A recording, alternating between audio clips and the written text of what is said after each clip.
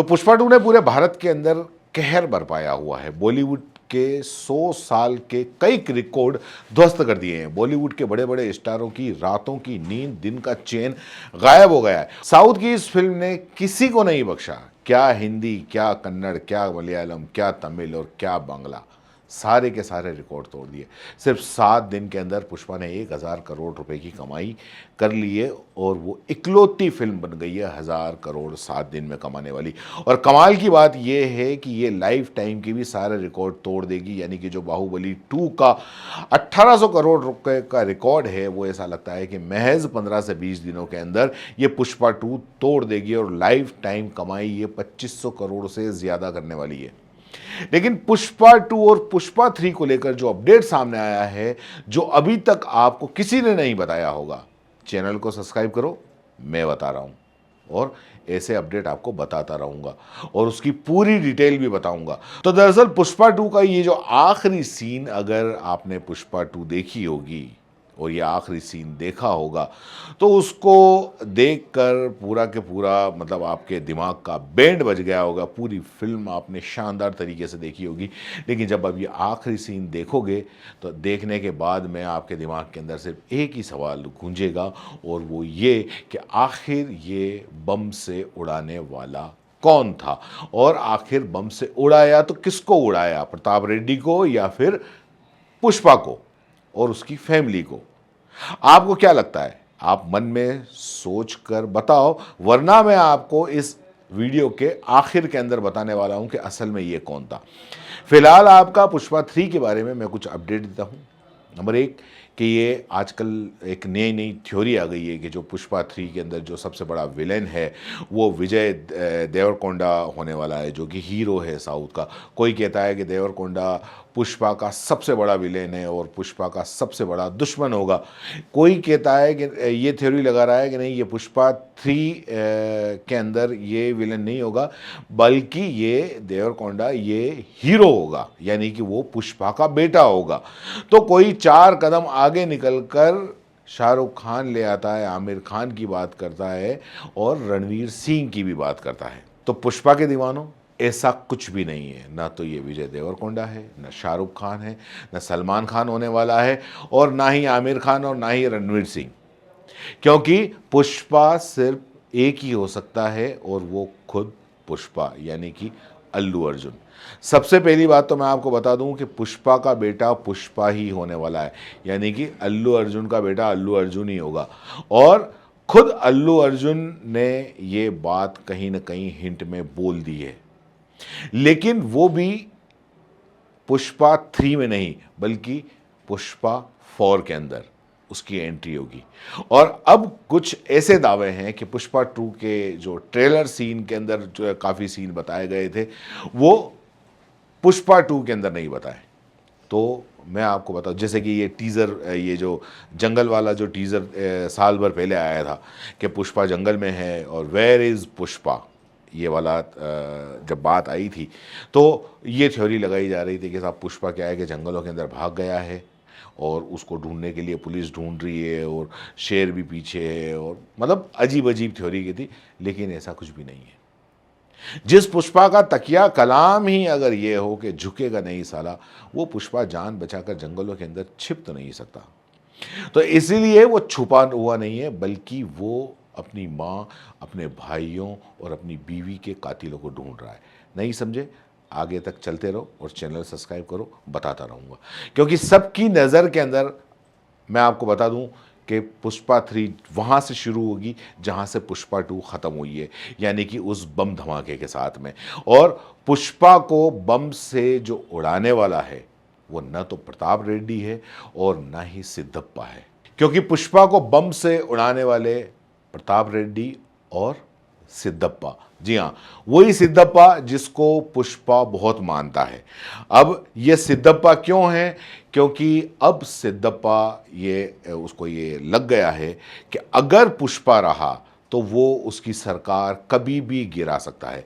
जब वो प्रताप रेड्डी के बेटे के भतीजे को मार सकता है, उसके भाई को मार सकता है, मेरी बात को टाल सकता है, तो वो मेरी सरकार कभी भी गिरा सकता है। क्योंकि आपने पहले देखा होगा कि पुष्पा ने सिर्फ एक फ़ोटो के लिए, पुष्पा 2 के अंदर एक फ़ोटो के लिए उसने पूरी की पूरी सरकार गिरा दी थी, और प्रताप रेड्डी को बोल के और उसको 500 करोड़ रुपए दे के और सिद्धप्पा को सीएम बना दिया था। इसलिए कहीं ना कहीं सिद्धप्पा के दिमाग के अंदर, मन के अंदर ये डर है कि आज नहीं तो कल मुझे सीएम की कुर्सी से ये हटा लेगा, और इसीलिए उसने जब प्रताप रेड्डी के भतीजे को और उसके भाई को मारा तो सिद्धप्पा ने प्रताप रेड्डी से हाथ मिला लिया, और ये जो बम का आखिरी जो धमाका था वो धमाका प्रताप रेड्डी के लिए नहीं था बल्कि पुष्पा के लिए था। और सिद्धप्पा को पता था कि पुष्पा कभी भी बगावत करके उसका मटिया मेट कर सकता है, और इसीलिए प्रताप रेड्डी और सिद्धप्पा ने मिलकर पुष्पा के जितने भी दुश्मन थे उन सबको एक कर लिया। और उस दुश्मन के अंदर एक सबसे बड़ा दुश्मन था भंवर शेखावत। जी हाँ, भंवर शेखावत भी शामिल था, और भंवर शेखावत उस आग के अंदर जिंदा नहीं जला था बल्कि बच गया था। क्योंकि कानून की नज़र में अगर उसको बचने का अगर एक कोई तरीका उसके पास में था तो वो सिर्फ यही था कि जो नकली लाल चंदन की जो लकड़ियां हैं उनको जला दे और उसके साथ में खुद भी जल जाए। और उसके लिए उसको एक चश्मदीद गवाह चाहिए था, जो कि उसने अपने जूनियर अफसर को वहाँ पर बुलाया और उसके सामने वो जल गया। लेकिन पुष्पा 3 के अंदर ये वापस लौट के आएगा, और पुष्पा 3 सिर्फ बदले और पावर की कहानी नहीं बल्कि ये पॉलिटिक्स का एक बहुत बड़ा गेम भी होगा। और अब आते हैं आखिर में कि ये व्यक्ति कौन था जिसने पुष्पा को बम से उड़ाया। अब आपने देखा होगा कि उसका हाथ जला हुआ है, अब उसके अंदर हाथ जला हुआ है। सबका एक ही ये मानना था कि ये भंवर शेखावत है, लेकिन अलग अलग थ्योरी निकालने वाले अलग अलग चीज़ें लेके आए। कोई किसको लेके आ गया, कोई किसको लेके आ गया, कोई किसको लेके आ गया क्या। और पहले बताया कि साहब ये इसने प्रताप रेड्डी को उड़ाया है, कोई कह रहा है कि पुष्पा को उड़ाया है। तो आपको बता दूं कि ये जो उड़ाया है, वो जो मकान उड़ा है वो पुष्पा का मकान ही उड़ा है। जो वो शादी के अंदर गया था, जो आपने गुलदस्ता देखा था, और जिस गुलदस्ते के अंदर आपने जो स्कॉटलैंड का यानी कि एक खोपड़ी का आपने सीन देखा होगा, उस उसी के अंदर ये बम लगा हुआ रहता है। और उस धमाके के अंदर उसकी सिर्फ बीवी बची, बाकी सब उसी वक्त वहाँ पर मर जाते हैं। यहाँ तक कि जो उसका दोस्त है वो भी मारा जाता है। और पुष्पा की जो बीवी है वो प्रेग्नेंट है, वो बच्चे को जन्म देने के बाद में हॉस्पिटल में मर जाती है। लेकिन पुष्पा का जो बेटा है वो पुष्पा के पास में है, और पुष्पा उसी बेटे को लेकर भाग रहा है। और दुश्मनों को बचाने के लिए ये जो जंगल वाला सीन है, शेर वाला सीन है, ये उसी वक्त का है। और क्योंकि अब पुष्पा चला गया है, खुद को बचाने के लिए चला गया है, अपने बेटे के लिए, अपने बेटे को बचाने के लिए चला गया है, इसलिए अब सिंडिकेट पर अधिकार किसका है? सिद्धप्पा का। और वो जो बम से उड़ाने वाला, मैं आपको बता रहा था कि बम से उड़ाने वाला दरअसल सच में वो भंवर सिंह शेखावत ही है, उसी ने उड़ाया है।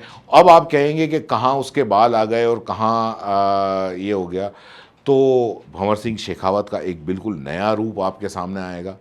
क्योंकि जब स्टार्टिंग के अंदर आपने देखा था पुष्पा 2 के अंदर, तब भंवर सिंह शेखावत के सर पे बाल थे, चाहे वो विग थी लेकिन वो बाल थे। तो एक नया रूप लेके आएगा, क्योंकि जो आग लगी थी उस आग में उसका काफ़ी बॉडी जल गई थी। तो अब जो आएगा वो बहुत विभत्स रूप सामने आएगा। और इसीलिए उसने जो अपने बम के साथ में जो सिंबल भेजा है खोपड़ी का, वो इसीलिए भेजा है क्योंकि वो जलने के बाद में बहुत विभत्स सा दिखता है। और इसीलिए अब जो सिंडिकेट है, लाल चंदन की तस्करी का जो सिंडिकेट है, उस सिंडिकेट पर भंवर सिंह, सिद्धप्पा और प्रताप रेड्डी, इन सब ने मिलकर पूरा राज कर लिया है, और उसी को ये लोग संभाल रहे हैं। इधर पुष्पा का बेटा जो है उसको लेकर जब भागता है, इसके कुछ विदेशी दोस्त हैं उसकी हेल्प करते हैं, और पुष्पा के बेटे को विदेश में पढ़ने और उसको बड़ा होने के लिए भेज दिया जाता है। परवरिश अब उसकी विदेश के अंदर हो रही है, जो बड़ा होकर अल्लू अर्जुन ही बनेगा, बिल्कुल यंग, यानी कि छोटे बाल वाला स्टाइलिश हीरो। मतलब कहानी ये पुष्पा 4 की है, जो 4 के अंदर जाएगी। 3 के अंदर पुष्पा ही आपको दिखेगा, बल्कि और ये मतलब जो पुष्पा 4 है वो उसके अंदर आपको नए पुष्पा की एंट्री देखने को मिलेगी। फिलहाल पुष्पा 3 के अंदर किसी नए हीरो की एंट्री नहीं होने वाली है, क्योंकि मैंने आपको बताया कि पुष्पा का बेटा ही पुष्पा बनेगा। हाँ, अलबत्ता आपको नई नई हीरोइन इसके अंदर देखने को मिल जाएंगी। पुष्पा 3 में कई किरदारों की, नए किरदारों की भरमार होगी, क्योंकि जो पुष्पा के साथ में जितने भी किरदार थे वो सारे उस बम धमाके के अंदर मारे गए। और एक ऐसा सस्पेंस होगा पुष्पा 3 का जो सबसे बड़ा टीआरपी होगा और वो सबके होश उड़ाने वाला है।